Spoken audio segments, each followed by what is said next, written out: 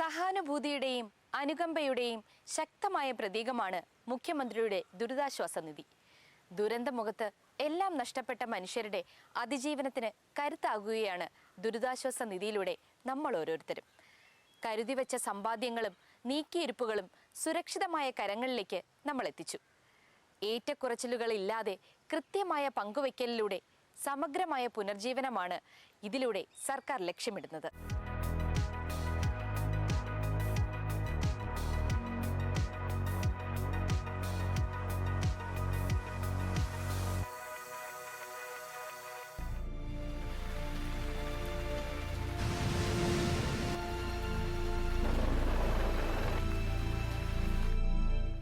ഏതാപത്തിലും തകരാത്ത മനക്കരുത്തിന്റെ പേരാണ് കേരളം. കൊടുങ്കാറ്റ്, പ്രളയം, മറ്റ് പ്രകൃതി ദുരന്തങ്ങൾ, പകർച്ചവ്യാധികൾ, മാറാരോഗങ്ങൾ തുടങ്ങി ഒരു പതിറ്റാണ്ടിനിടയിൽ കേരളം കടന്നുപോയത് പലതരം പ്രതിസന്ധികളിലൂടെയായിരുന്നു. മുങ്ങിത്താഴുന്നവന് ചവിട്ടുപടിയായി സ്വന്തം ചുമല് കാട്ടിക്കൊടുക്കുന്ന രക്ഷാപ്രവർത്തനത്തിനൊപ്പം ആപത്ഘട്ടങ്ങളിലെല്ലാം മലയാളികൾ ഓർത്തു പറയുന്ന പേരാണ് chief ministers distress relief fund അഥവാ CMDRF. ആപത്തിൽ തകരുന്ന നാടിന്റെ പുനർനിർമ്മാണവും അതിജീവനവും സാധ്യമാക്കാൻ സർക്കാരിന് സംഭാവനകൾ നൽകുന്നതിനുള്ള ഔദ്യോഗിക സംവിധാനമെന്നാണ് CMDRFനെ കുറിച്ച് പൊതുവെയുള്ള ധാരണ. എന്നാൽ വികസനത്തിനൊപ്പം കരുതലും യാഥാർത്ഥ്യമാക്കാൻ രാജ്യത്ത് തന്നെ ഏറ്റവും വിജയകരമായി സംസ്ഥാന സർക്കാർ നടപ്പിലാക്കി വരുന്ന ഒരാശ്വാസ പദ്ധതിയാണ് കേരളത്തിലെ മുഖ്യമന്ത്രിയുടെ ദുരിതാശ്വാസ നിധി.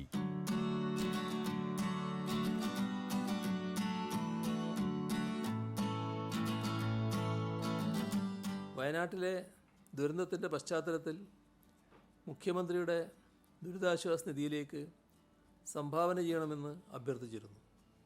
ആ അഭ്യർത്ഥന വലിയ തോതിലാണ് ലോകത്താകെയുള്ള ജനങ്ങൾ ചെവിക്കൊള്ളുന്നത്. ലോകരാഷ്ട്രങ്ങൾ അനുശോചനം അറിയിച്ചുകൊണ്ട് നമ്മോട് ഐക്യപ്പെട്ടിരുന്നു.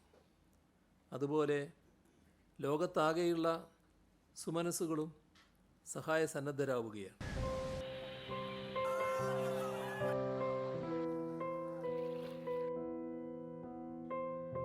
പ്രകൃതി ദുരന്തങ്ങളാൽ ദുരിതമനുഭവിക്കുന്ന അർഹരായ കുടുംബങ്ങൾക്കും വ്യക്തികൾക്കും അല്ലെങ്കിൽ അപകടങ്ങൾ മൂലം ബന്ധുക്കളുടെ ജീവൻ നഷ്ടപ്പെട്ടവർക്കോ ഗുരുതരമായ രോഗങ്ങളുള്ളവർക്കുള്ള വൈദ്യചികിത്സയ്ക്കോ ആശ്വാസം നൽകുന്നതിനുള്ള അടിയന്തര സഹായ പദ്ധതി എന്ന നിലയിലാണ് ഇന്ത്യയിൽ എല്ലാ സംസ്ഥാനങ്ങളിലും മുഖ്യമന്ത്രിയുടെ ദുരിതാശ്വാസ നിധികൾ രൂപീകരിച്ചിരിക്കുന്നത്.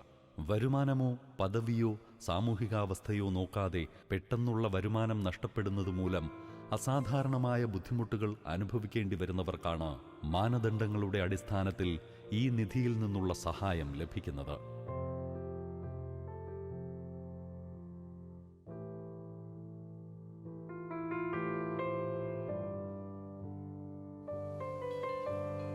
തീപിടുത്തം, കടൽക്ഷോഭം എന്നിവ മൂലം നഷ്ടം നേരിട്ടവർക്കും അടിയന്തര സഹായം ആവശ്യമുള്ളവർക്കും CMDRFിലൂടെ സഹായം നൽകുന്നു എന്നതാണ് നമ്മുടെ സംസ്ഥാനത്തിൻ്റെ സവിശേഷത. CMDRFിലെ അപേക്ഷകരുടെ പൊതു സ്വഭാവം നോക്കിയാൽ കൂടുതൽ ചികിത്സാ ആവശ്യങ്ങളാണ്. ബീറ്റ് ഹാർട്ട്, കിഡ്നി, സ്ട്രോക്ക്, ഇങ്ങനെ ചികിത്സാ ആവശ്യങ്ങൾക്കാണ് കൂടുതൽ. ഐ തിങ്ക് 90% അപേക്ഷകളും ലാസ്റ്റ് 1 ഇയറിൽ ഒരു 6,000 അപേക്ഷകൾ കിട്ടിയിട്ടുണ്ടെങ്കിൽ അതിൽ 90% ചികിത്സ റിലേറ്റഡ് ആയിട്ടാണ് വരുന്നത്. അതല്ലാതെ നമുക്ക് സ്പെഷ്യൽ കേസസ്, ഫോർ എക്സാമ്പിൾ നമുക്കറിയാം എറണാകുളത്ത് കഴിഞ്ഞ വർഷം സംഭവിച്ച ഈ കളമശ്ശേരിയിൽ ഉണ്ടായ സ്ഫോടനം, അതുപോലെ കേസുകളിൽ നമ്മൾ പ്രപ്പോസൽ കൊടുത്ത് അത് സർക്കാരുടെ പെർമിഷനോടെ CMDRF നിന്നാണ് അവർക്ക് ഫിനാൻഷ്യൽ അസിസ്റ്റൻസ് നമ്മൾ ആ കുടുംബങ്ങൾക്ക് നമ്മൾ ലീഗൽ ലെയർസ്ക്ക് നൽകുന്നത്. വില്ലേജ് ഓഫീസർ മുതൽ മന്ത്രിസഭ വരെ നീളുന്നതാണ് സംസ്ഥാനത്തെ ബൃഹത്തായ ഭരണ സംവിധാനം. താഴെത്തട്ടു മുതൽ മുഖ്യമന്ത്രി വരെയുള്ളവരെ നേരിൽ കാണാനും പരാതികളും അപേക്ഷകളും അഭ്യർത്ഥനകളും സമർപ്പിക്കാനും സംവിധാനമുള്ള ഈ നാട്ടിൽ ജനപ്രതിനിധികൾക്ക് മുൻപിലും വിവിധ ഓഫീസുകളിലും എത്തുന്ന അപേക്ഷകളിൽ നല്ലൊരു ശതമാനവും സർക്കാരിൻ്റെ ധനസഹായം അഭ്യർത്ഥിച്ചുള്ളവയാണ്.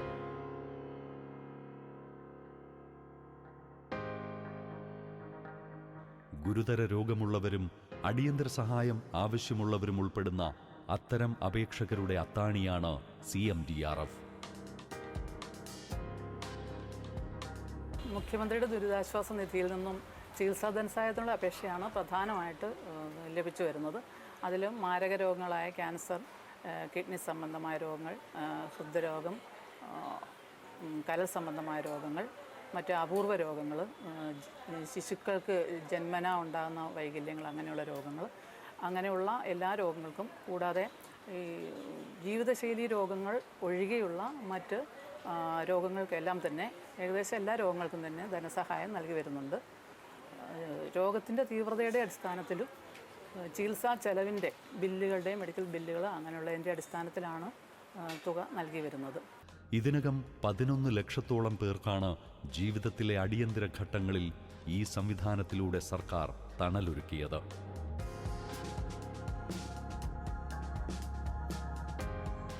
വർഷകാലമായി എനിക്ക് കിഡ്നി രോഗം രണ്ടും തകരാറിലായിരുന്നു. അങ്ങനെ പെട്ടെന്ന് ഡോക്ടർ പറഞ്ഞു എമർജൻസി ആയിട്ട് ഓപ്പറേഷൻ വേണമെന്ന് പറഞ്ഞു. അതെനിക്ക് എൻ്റെ ഹസ്ബൻഡാണ് കിഡ്നി തരാമെന്ന് പറഞ്ഞത്. സാമ്പത്തികമായിട്ട് കുറച്ച് ബുദ്ധിമുട്ടുണ്ടായിരുന്നു.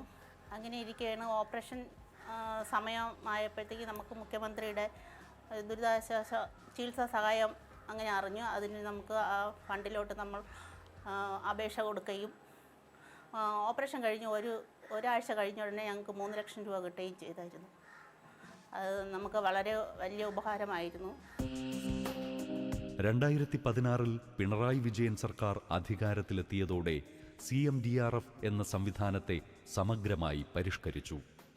അടിയന്തര സഹായ പദ്ധതി എന്ന നിലയിൽ സംഭാവനകൾ നൽകുന്നവർക്കും സഹായം ആവശ്യമുള്ളവർക്കും സുഗമവും സുതാര്യവുമായ ഓൺലൈൻ സംവിധാനം ഏർപ്പെടുത്തിയ സർക്കാർ സംഭാവനകൾ നൽകുന്നവർക്ക് നികുതി ഇളവും ഓൺലൈൻ രസീതും ഏർപ്പെടുത്തി. ദുരിതമനുഭവിക്കുന്നവർക്ക് തണലേകാൻ സുമനസ്സുകൾക്ക് ലോകത്തിന്റെ ഏത് കോണിൽ നിന്നും CMDRFിലൂടെ സഹായധനം കൈമാറാം.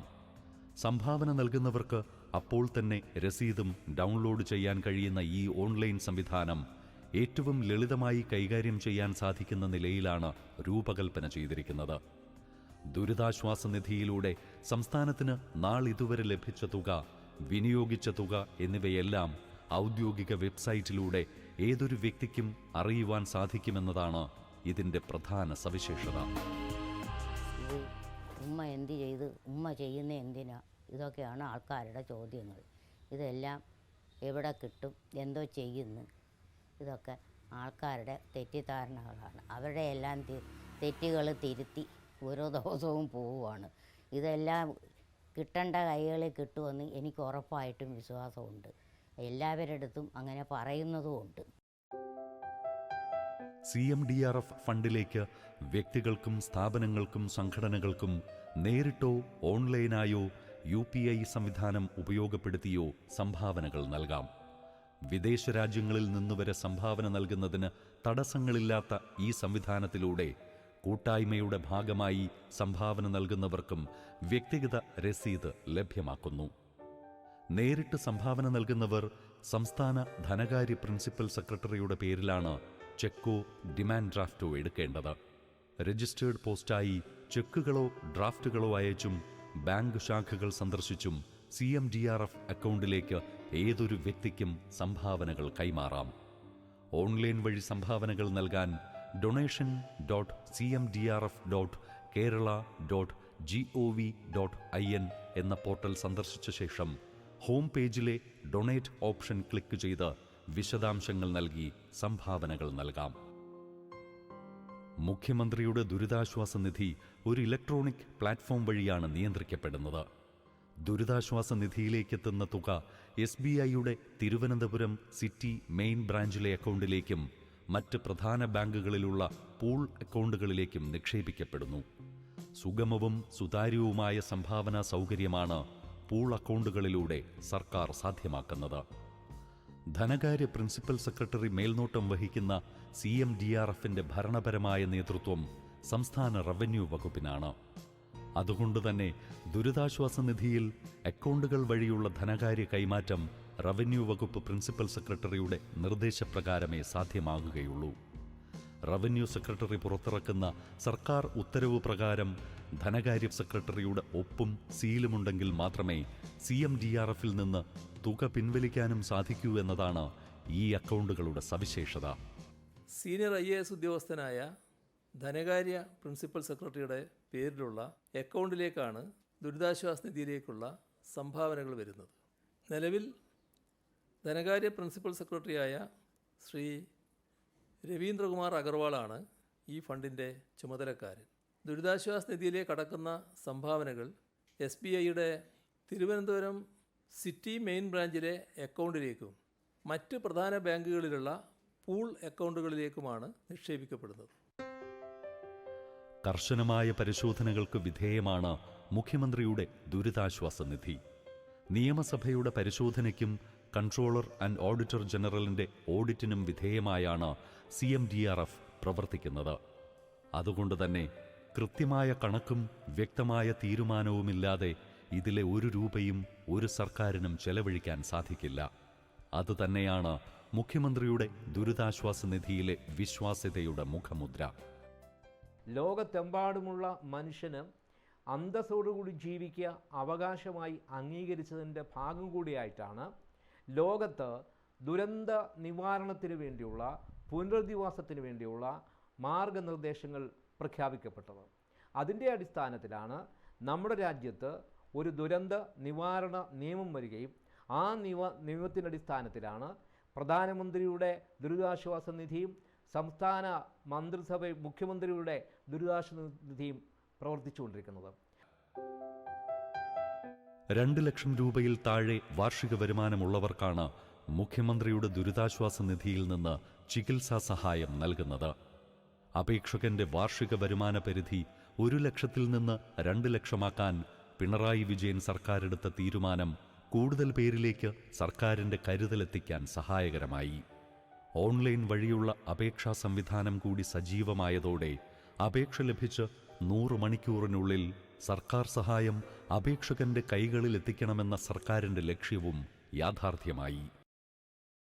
500-ലധികം ഡയാലിസിസും 2 പ്രാവശ്യം വൃക്ക മാറ്റിവെക്കുകയും ചെയ്തൊരു വ്യക്തിയാണ്. തുടർന്ന് ജീവിതം മുന്നോട്ട് പോകുമ്പോഴാണ് മാറ്റിവെച്ച വൃക്ക വീണ്ടും ഡാമേജ് ആവുകയും വീണ്ടും ഒരു ട്രാൻസ്പ്ലാന്റിനെ കുറിച്ച് ചിന്തിക്കാൻ പറ്റാത്തൊരവസ്ഥയായിരുന്നു. എന്നാലും ഒത്തിരി പേരുടെ സഹായത്തോടു കൂടി വീണ്ടും 200-300ഓളം ഡയാലിസിസും 3ാമതൊരു വൃക്ക മാറ്റിവെക്കൽ ശസ്ത്രക്രിയയും നടന്നു. സാമ്പത്തികമായിട്ട് വളരെ ബുദ്ധിമുട്ടുന്ന അവസ്ഥയിൽ ഒത്തിരി പേരുടെ സഹായമുണ്ടായി. അങ്ങനെയാണ് മുഖ്യമന്ത്രിയുടെ ദുരിതാശ്വാസ ഫണ്ടിൽ നിന്നും ഇങ്ങനെ സഹായമുണ്ടെന്നറിഞ്ഞ് ഞാൻ അപേക്ഷിക്കുകയും വളരെ പെട്ടെന്ന് തന്നെ എനിക്കത് അനുവദിച്ചു കിട്ടുകയും ചെയ്തു. അങ്ങനെ സർജറിക്ക് വലിയൊരു ഉപകാരമാവുകയും ചെയ്തു. ആരുടെയും ശുപാർശയോ സഹായമോ ഇല്ലാതെ പൊതുജനങ്ങൾക്ക് നേരിട്ടോ നിയമസഭാ സാമാജികരുടെ ഓഫീസ് വഴിയോ അക്ഷയ കേന്ദ്രങ്ങൾ വഴിയോ ഓൺലൈനായോ മുഖ്യമന്ത്രിയുടെ ദുരിതാശ്വാസ നിധിയിലേക്ക് അപേക്ഷിക്കാൻ സാധിക്കും.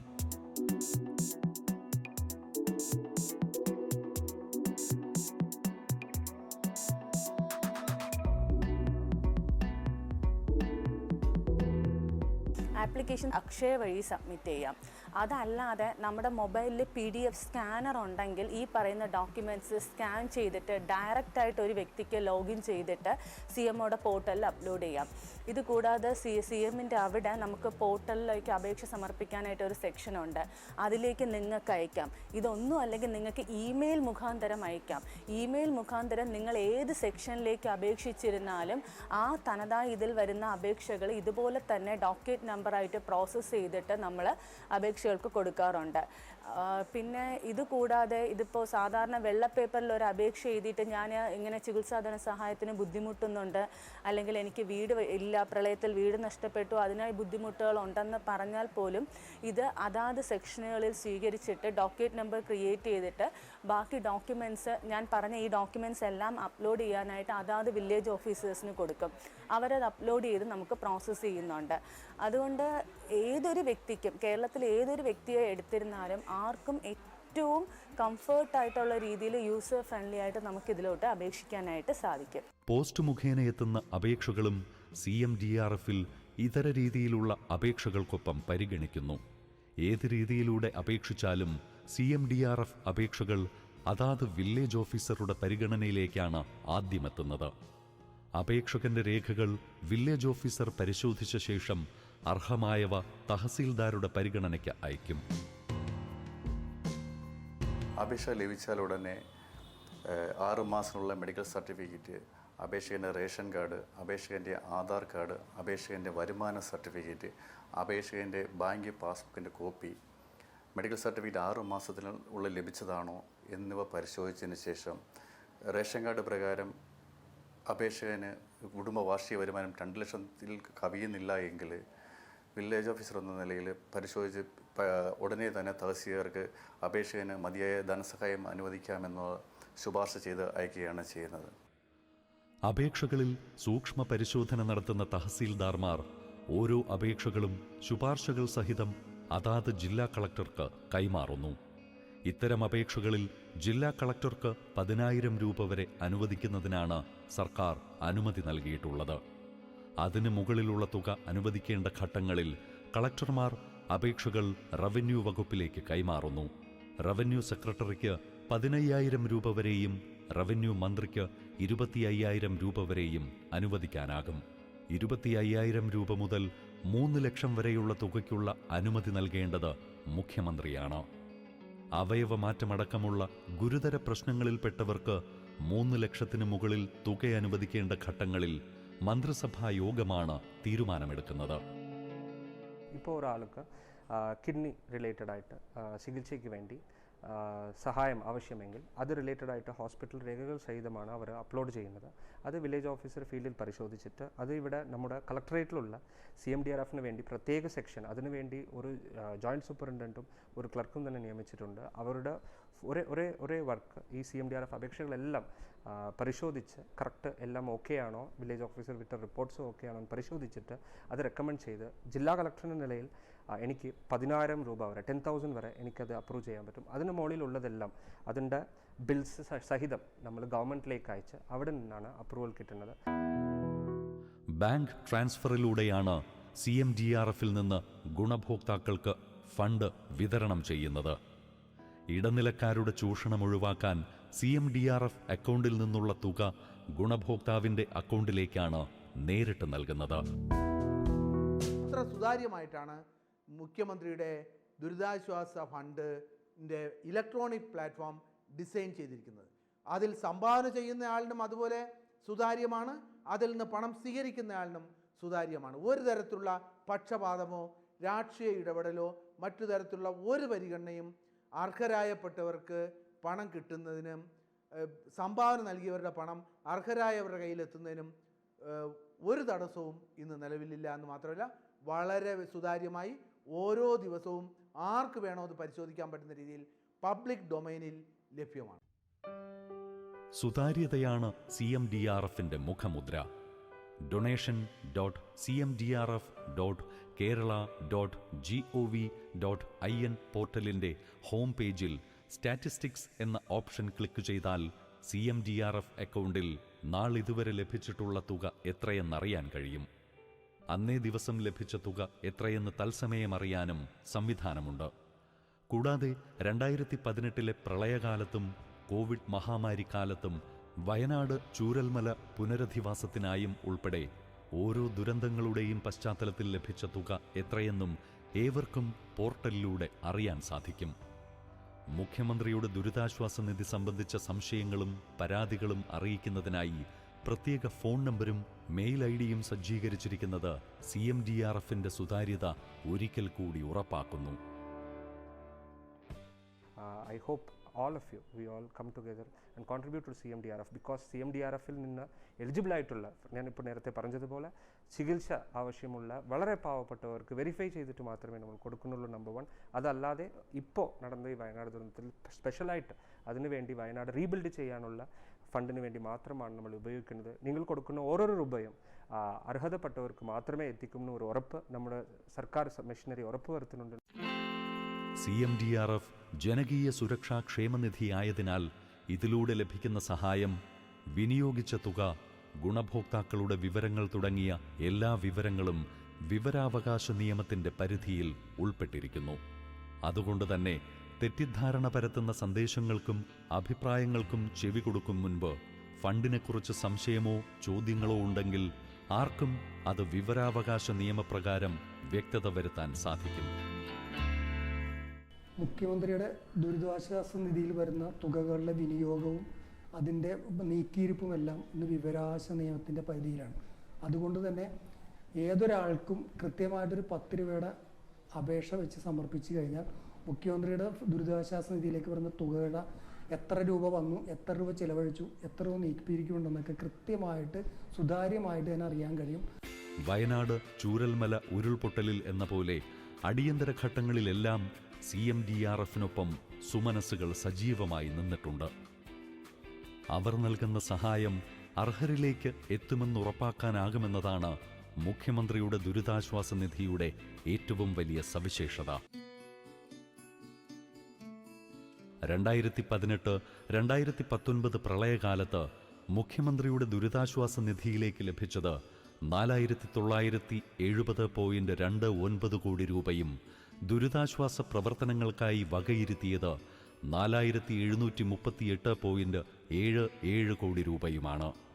സമാനമായി കോവിഡ് മഹാമാരിക്കാലത്ത് 1129.74 കോടി രൂപ സഹായധനമായി ഒഴുകിയെത്തി.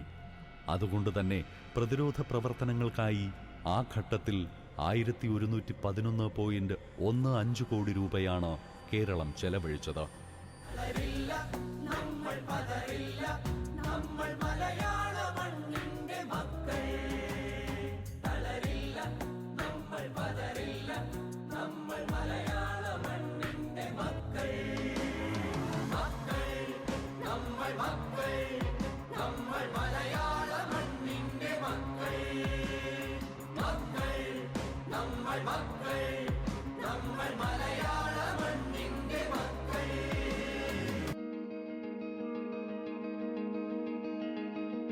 മുഖ്യമന്ത്രിയുടെ ദുരിതാശ്വാസ നിധിയിലേക്ക് അപേക്ഷിക്കുന്നവർക്കുള്ള സഹായം എത്രയും വേഗത്തിൽ ലഭ്യമാക്കാനാണ് സർക്കാർ ലക്ഷ്യമിടുന്നത്.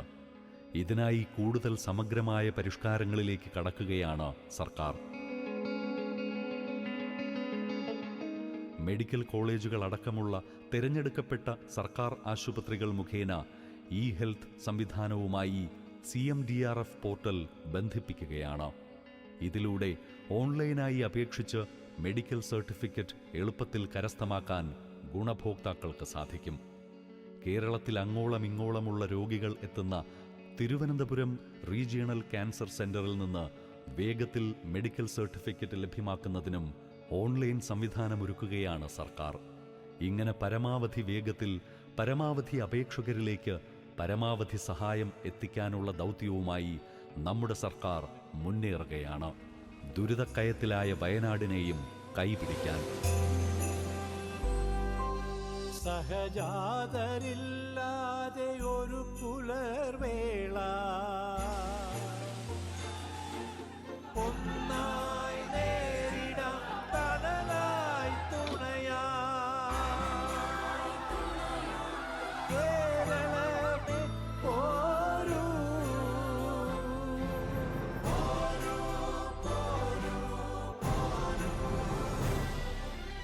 അതിരാകെ മായുന്ന പ്രളയാന്ധഗാഥ കേരളമേ പോരൂ. വയനാടിനാടിൻ്റെ മുറിവായി മാറി കഥനമായി കബനി കവിഞ്ഞു, കഥനമായി കബനി കവിഞ്ഞു.